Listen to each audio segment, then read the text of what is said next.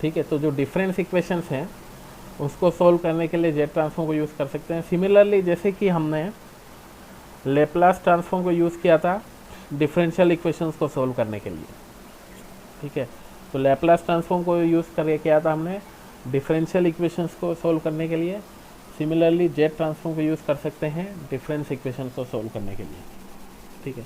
तो अब इसके लिए क्या करना होगा, जैसे ये कोई डिफरेंस इक्वेशन आपको दिया हुआ है, अब इसको सोल्व करना है, तो क्या करेंगे, इसका सबसे पहले पूरी जो इक्वेशन है इसको जेड ट्रांसफॉर्म ले लेंगे। तो जैसे y ऑफ n है, इसका जेड ट्रांसफॉर्म मान लो कुछ होता है y ऑफ z,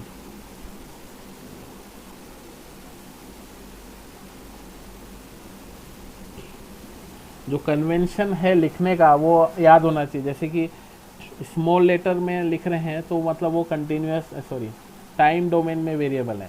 अगर कैपिटल में मैंने लिख दिया जैसे y of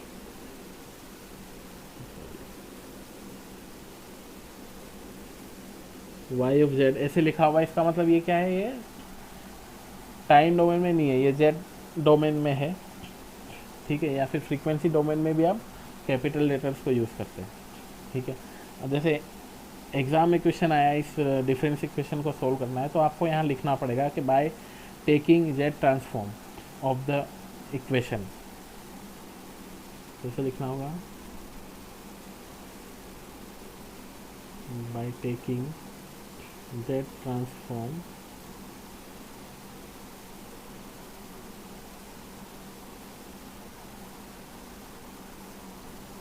the equation. Generally क्या होता है, इक्वेशन को आपको नंबर करना होता है, ये आंसर लिखने के तरीके हैं। जैसे ये मान लो इक्वेशन नंबर कोई है 5, ठीक है, तो इसका नंबरिंग करना होगा कि ये 5 इक्वेशन है, तो इक्वेशन नंबर 5 का जेड ट्रांसफॉर्म लिया तो क्या आया, पहली टर्म का हो जाएगा y ऑफ z माइनस ए। अब y ऑफ n माइनस 1 का जेड ट्रांसफॉर्म क्या होगा, जो प्रॉपर्टीज हमने देखी थी, x of n minus N naught का जेड ट्रांसफॉर्म होता है z to the power minus N naught into X of z, तो इसका क्या हो जाएगा z to the power -1 into Y of z। अब z आपका डिस्क्रीट वेरिएबल नहीं है, इसलिए इसको मैं स्मॉल ब्रैकेट में लिख रहा हूँ, ये हो जाएगा किसके इक्वल, x ऑफ z के, ठीक है। तो y ऑफ z को कॉमन निकाल लेते हैं, तो क्या आ जाएगा 1 minus A multiplied by Z inverse equal to X of z के इक्वल हो गया ये। नाउ अब y of z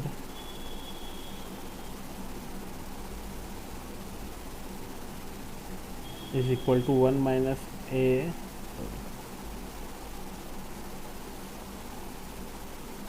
Z inverse multiplied by X of Z, ठीक है। अब जनरली एक्स ऑफ जेड की आपको कोई वैल्यू मान लो दे रखी है, तो जैसे एक्स ऑफ जेड हो गया आपका जेड इनवर्स सपोज, तो वाई ऑफ जेड क्या हो जाएगा, Z inverse divided by 1 minus A Z inverse, तो इसको अगेन आपको सोल्व करना होगा और वाई ऑफ जेड निकल जाएगा, ठीक है। तो इस तरीके से ये डिफरेंस इक्वेशंस को सोल्व करने के लिए जेड ट्रांसफॉर्म को हम यूज़ करते हैं। दूसरा जो है, जैसे कि अब आपका कोई भी सिस्टम है, हम तो इसको पढ़ रहे हैं सिग्नल्स एंड सिस्टम्स के लिए, तो सिग्नल्स एंड सिस्टम्स के पॉइंट ऑफ व्यू से क्या इसका एप्लीकेशन है, ठीक है, तो वो समझते हैं।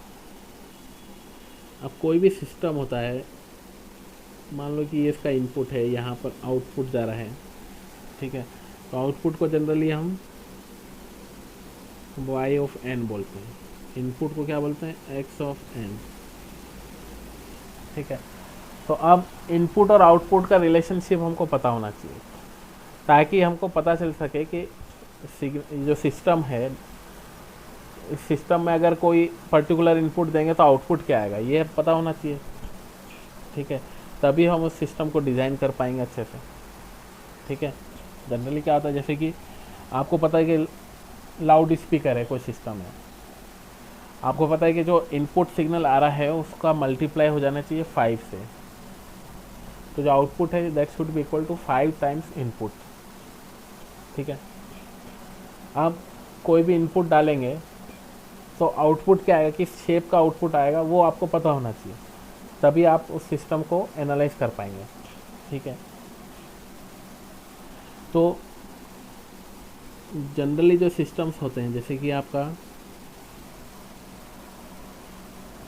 ब्रॉड क्लास ऑफ सिस्टम्स हैं, टाइप ऑफ सिस्टम्स अगर आपने पढ़े हुए हैं तो जैसे LTI सिस्टम्स हम जिसको बोलते हैं, लीनियर टाइम इन्वेरिएंट सिस्टम। ठीक है, तो लीनियरिटी प्रॉपर्टी तो हमने जैसे जेट ट्रांसफॉर्म की देखी, वैसे सिस्टम की भी लीनियरिटी प्रॉपर्टी होती है। तो अगर आपका सिस्टम लीनियर है और टाइम इन्वेरिएंट है, ठीक है, या फिर शिफ्ट इन्वेरिएंट है, तो उस सिग्नल को, उस सिस्टम को हम डिफाइन कर सकते हैं उसके इम्पल्स रिस्पॉन्स से। ठीक है, तो अगर आपको इम्पल्स रिस्पॉन्स पता है तो उसको आप उस सिस्टम का रिस्पॉन्स फिर किसी और सिग्नल के लिए निकाल सकते हैं। ठीक है, मतलब कि ये जो सिस्टम है, मान लो कि सिस्टम, इसका नाम दे देते हैं हम कुछ भी, एच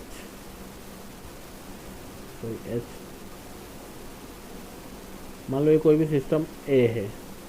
ठीक है, अब इस सिस्टम ए को जब इनपुट दिया आपने इम्पल्स,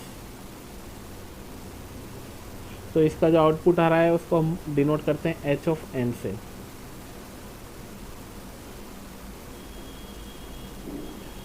ठीक है, तो एच ऑफ एन क्या है, उसका रेस्पॉन्स ड्यू टू इम्पल्स, तो इसलिए इसको क्या बोलते हैं, इम्पल्स रेस्पॉन्स। अब लीनियर सिस्टम के लिए जनरली क्या होता है कि अगर इम्पल्स रिस्पॉन्स पता है तो आप उसका किसी भी सिस्टम, किसी भी इनपुट के लिए इम्पल्स रिस्पॉन्स निकाल सकते हैं। ठीक है, और वो जो होता है वो क्या होता है कि Y N will be equal to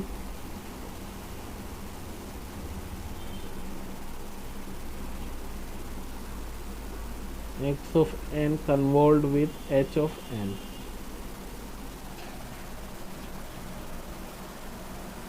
ठीक है, तो लेकिन ये जादू हो कैसे रहा है कि अगर इम्पल्स रिस्पॉन्स पता है तो बाकी सब सिग्नल के लिए रिस्पॉन्स कैसे निकल जा रहा है।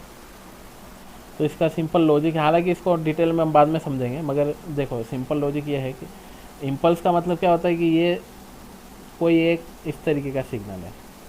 ठीक है, मान लो ये n इक्वल टू 0 पे ये इम्पल्स है,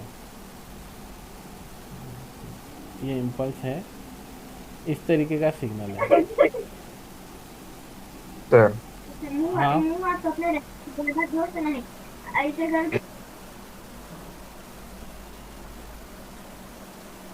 हेलो, कोई डाउट है तो चैट बॉक्स में भी लिख सकते हो।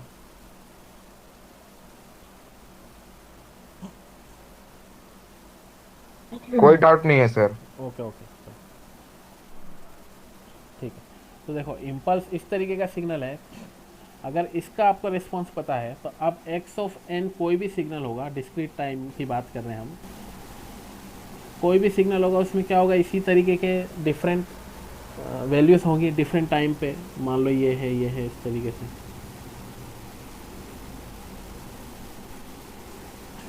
ठीक है, तो जब आपको इम्पल्स का रिस्पॉन्स पता है तो बाकी के जितने भी सिग्नल्स हैं वो क्या है, इम्पल्स को ही शिफ्ट कर करके उसके डिफरेंट मैग्नीट्यूड्स को समेशन करके आप कोई भी सिग्नल बना सकते हैं बाकी का।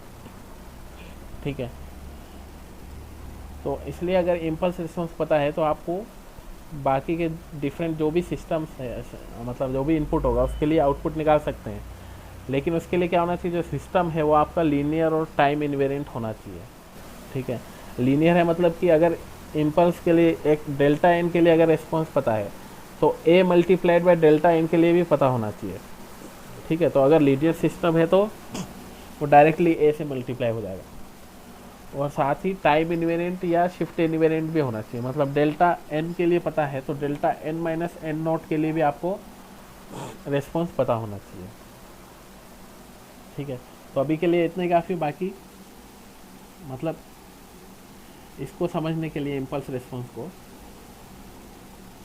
ठीक है, तो जो भी आउटपुट होगा आपका सिस्टम का उसको हम इस तरीके से डिनोट करते हैं कि Y N equal to X of N convolve with H of N. अब कन्वोल्यूशन प्रॉपर्टी से हमको क्या पता है कि जो कन्वोल्यूशन होता है टाइम डोमेन में वो मल्टीप्लिकेशन में कन्वर्ट हो जाएगा जेड डोमेन में, तो Y of Z will be equal to X of Z multiplied by H of Z. ठीक है, तो ये तो आपका सिस्टम। अब एच ऑफ जेड जो है ये इस पूरे सिस्टम को कैरेक्टराइज करता है। ठीक है, एच ऑफ जेड जो है इस सिस्टम को कैरेक्टराइज करता है कि इसका एच ऑफ जेड किस तरीके से होगा, मतलब इम्पल्स रिस्पॉन्स का जो जेड ट्रांसफॉर्म है उसी से सिस्टम की कैरेक्टरिस्टिक को डिफाइन कर सकते हो आप। तो एच ऑफ जेड जो है उसको सिस्टम फंक्शन भी बोल सकते हो।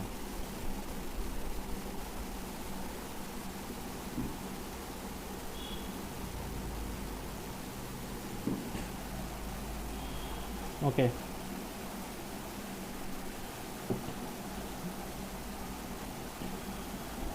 तो एच ऑफ जेड आपका हो गया सिस्टम फंक्शन। ठीक है, नाउ अब अगर आपका सिस्टम जो है वो स्टेबल है तो उसकी कंडीशन क्या होगी? If the system is stable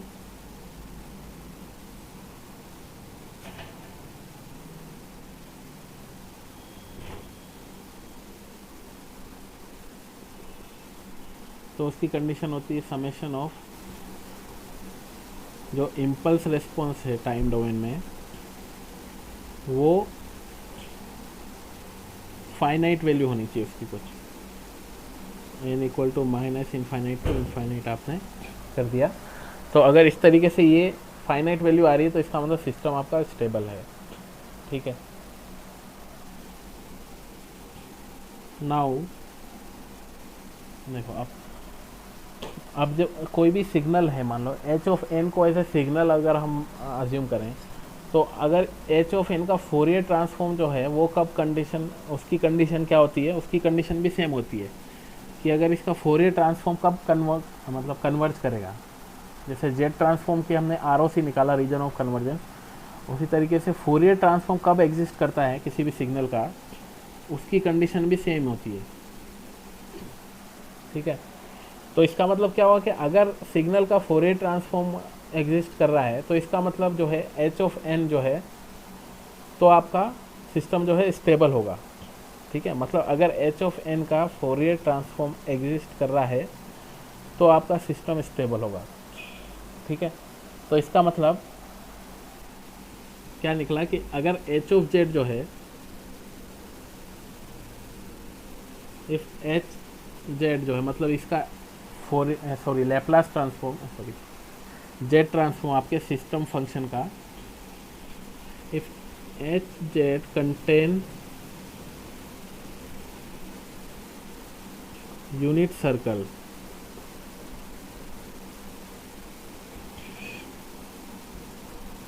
in its ROC, अगर इसके आरओसी में यूनिट सर्कल है तो इसका मतलब क्या होगा कि अगर कोई भी सिग्नल है, हमने ये पहले भी डिस्कस किया था कि अगर उसके जेड ट्रांसफॉर्म के आरओसी में यूनिट सर्कल इंक्लूड है, इसका मतलब उस सिग्नल का फोरियर ट्रांसफॉर्म भी एग्जिस्ट करता है। ठीक है, तो अगर एच जेड के जेड ट्रांसफॉर्म में यूनिट सर्कल है तो इसका मतलब एच ऑफ एन का फोरियर ट्रांसफॉर्म भी निकल सकता है। ठीक है, तो अगर फोरियर ट्रांसफॉर्म भी निकल सकता है इसका मतलब क्या है कि जो सिस्टम है आपका वो स्टेबल होगा। ठीक है, तो अगर H of Z contain unit circle in its ROC then system is stable. ठीक है, तो एक ये बात हमको पता चल गई कि अगर एच ऑफ जेड जो है यूनिट सर्कल कंटेन कर रहा है तो वो सिस्टम आपका स्टेबल होगा।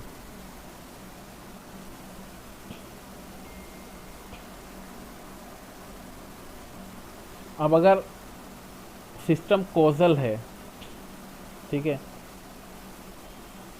अगर कॉजल सिस्टम होगा तो एच ऑफ एन जो है वो राइट साइडेड होगा। ठीक है, तो अगर अगर सिस्टम कॉजल है तो जो आर ओ सी होगा एच ऑफ जेड का वो must be outside the outermost pole. तो ये भी एक पॉइंट हो गया आपका।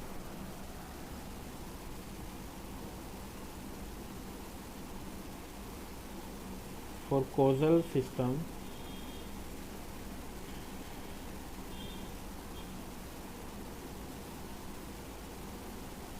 कोजल सिस्टम के लिए क्या होता है, एच ऑफ एन जो है राइट साइडेड होगा। तो जो आर ओ सी जो है एच ऑफ जेड का मस्ट बी आउटसाइड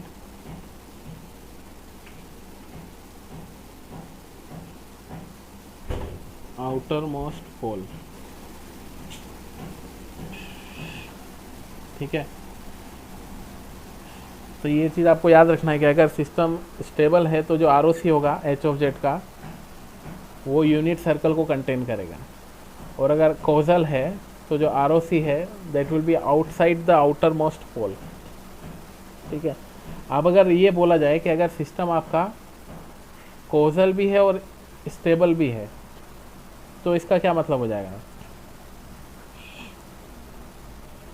अगर सिस्टम कोजल भी है और स्टेबल भी है तो इसका मतलब क्या हो जाएगा कि उसके सारे पोल जो हैं वो यूनिट सर्कल के अंदर ही होंगे। ठीक है, इस चीज़ पे आप सोचना है। ओके, तो ये जो जेड ट्रांसफॉर्म लगभग हमने कंप्लीट कर लिया। इसके बाद जो है हमको क्वेश्चन सोल्व करने हैं, तो नेक्स्ट क्लास में हम इसके क्वेश्चंस देखेंगे। ठीक है, तो अभी के लिए इसी चीज़ को हम थोड़ा और किसी को डाउट रहेगा एक बार फिर इसको समझ लेते हैं कि अभी ये जो डिस्कशन किया है सिस्टम वाला हमने, इसका क्या मतलब निकल रहा है बेसिकली।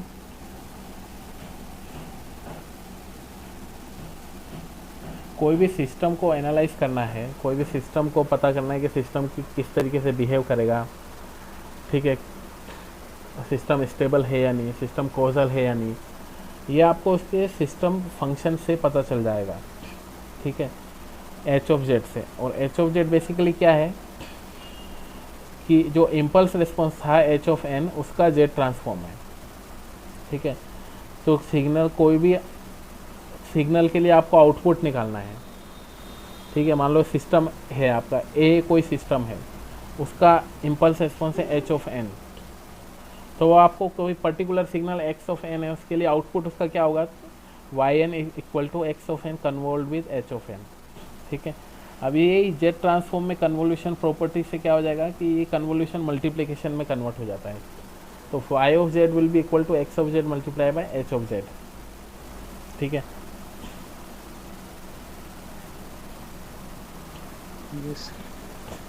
अब क्या है आपका, हमने ये देखा कि सिस्टम अगर स्टेबल है तो एच ऑफ जेड का आर ओ सी किस तरीके से होगा, और दूसरा देखा अगर सिस्टम कोजल है तो उसका आर ओ सी कैसा होगा।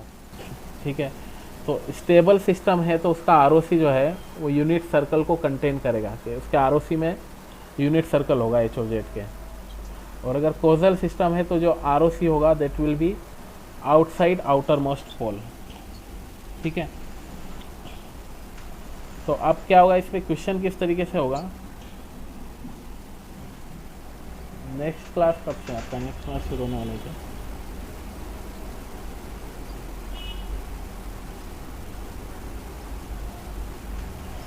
अब मान लो कि क्वेश्चन इस तरीके से देगा एच ऑफ जेड, ये लास्ट है, इसको देख के फिर क्लास एंड करते हैं। अभी जो हमने जैसे ऊपर जो एग्जांपल देखा था 1/3 जेड -2, ऐसा आपको कोई सिस्टम दे दिया। अब आपसे पूछेंगे, ऑप्शन दे देंगे what will be R O C if system is causal. अगर कोजल है सिस्टम तो इसका आर ओ सी क्या होगा। ठीक है, तो इसके जो पोल्स और जीरो हैं ये आपको लोकेट करने होंगे। Greater mod of Z is greater than 2।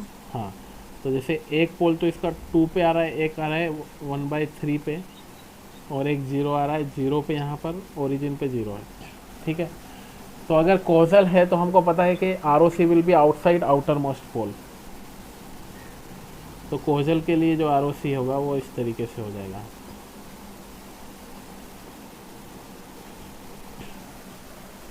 ठीक है।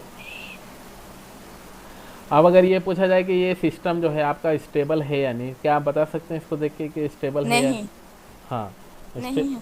स्टेबल नहीं है। क्यों? क्योंकि इसका पोल जो है सारे यूनिट सर्कल के अंदर नहीं है। ठीक है, तो ये भी हमने समझ लिया सिस्टम फंक्शन को। तो अब इसके बाद इसके जो भी क्वेश्चन है ना गेट के, वो भी हम सब सारे लगभग क्वेश्चन आप सोल्व कर पाओगे। तो नेक्स्ट क्लास में हम यही देखेंगे, गेट के क्वेश्चंस वगैरह सोल्व करेंगे। और फिर सैटरडे को हम एक टेस्ट रखेंगे जिसमें सैम्पलिंग और जेट ट्रांसफॉर्म दोनों के क्वेश्चन पूछे जाएंगे। ओके, तो इस क्लास में इतना ही। अगर किसी को कोई डाउट है तो वो रुक सकता है।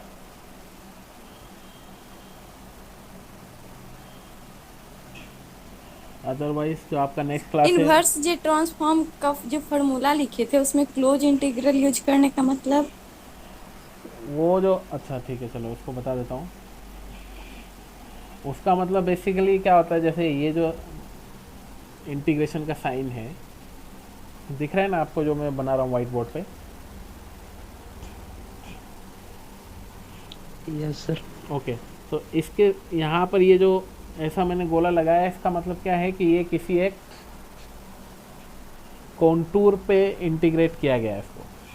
ठीक है, क्लोज्ड इंटीग्रल का मतलब क्या है, जैसे कि मान लो कि ये इसको आपको इंटीग्रेट करना है, लेकिन एक पर्टिकुलर कोई लूप आपने डिफाइन कर दिया कि इसी के पाथ पे चलते हुए उसका डिफरेंशिएशन सॉरी इंटीग्रेशन कैलकुलेट करना है आपको। ठीक है, तो इसको कॉन्टूर इंटीग्रेशन बोलते हैं ये। ठीक है,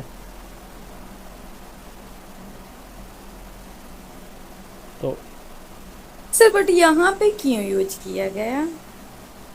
ये तो समझने के लिए उसका वो जो डेरिवेशन है वो समझना पड़ेगा, जेट ट्रांसफॉर्म का जो फॉर्मूला है। ठीक है, तो वो डेरिवेशन हमने समझाया नहीं है तो वो समझ में आएगा नहीं अभी। क्यों क्यों यूज़ हो रहा है वो तो समझ में आएगा नहीं, लेकिन ये यूज़ हो रहा है ये अभी याद रखना है आपको उसको। ठीक है, अगर आप चाह रहे हैं तो उसका डेरिवेशन भी हम करा सकते हैं, नेक्स्ट क्लास में उसका डेरिवेशन भी डिस्कस कर सकते हैं। इन्वर्स जेट ट्रांसफॉर्म का जो फॉर्मूला है वो कैसे आया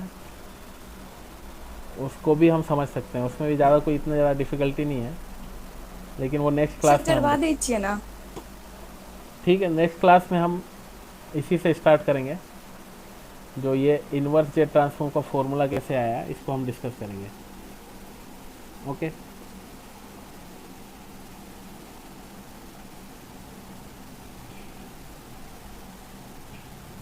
नेक्स्ट क्लास कल मिलते हैं। फिर कल हम ये डिस्कस कर लेंगे इसका फॉर्मूला, डेरिवेशन वगैरह, और फिर उसके बाद में क्वेश्चन सॉल्व करेंगे। Okay, thank you very much. Thank you sir. Okay.